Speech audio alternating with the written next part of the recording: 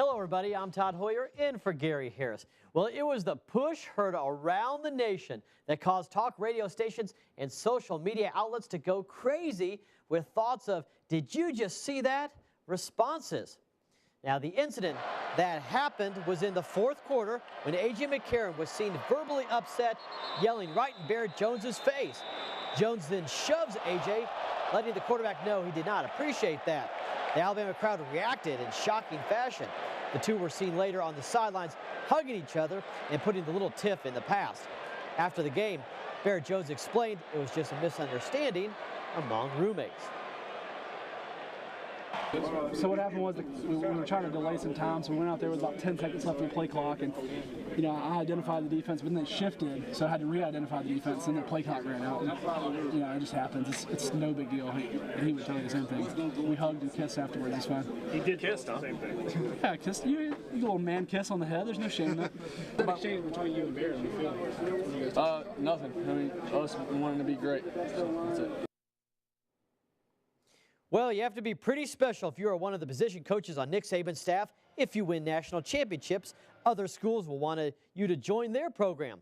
One coach in particular, running backs coach Burton Burns, was offered the same position by Florida State head coach Jimbo Fisher.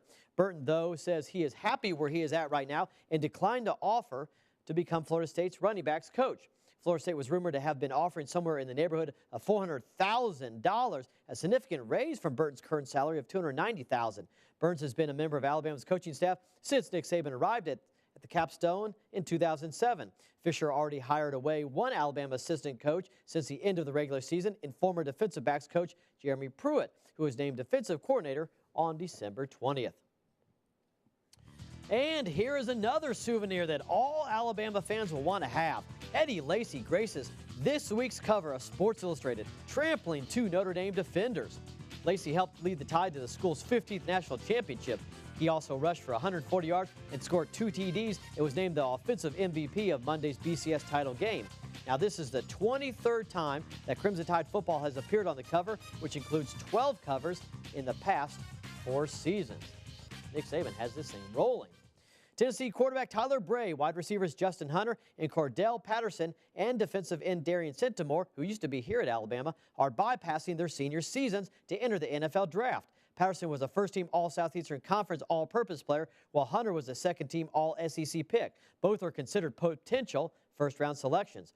Bray threw for 3,612 yards and 34 touchdowns this season to rank second on Tennessee's single-season list in both categories, just behind Peyton Manning's 3,819 yards and 36 touchdown passes in 1997. Bray also threw 12 interceptions. Steroid-tainted stars Barry Bonds, Roger Clemens, and Sammy Sosa have been denied entry to baseball's Hall of Fame, with voters failing to elect any candidates for only the second time in 4 decades. Bonds received just 36.2% of the vote, Clemens 37.6%, and Sosa 12.5% in totals announced Wednesday by the Hall and the Baseball Writers Association of America.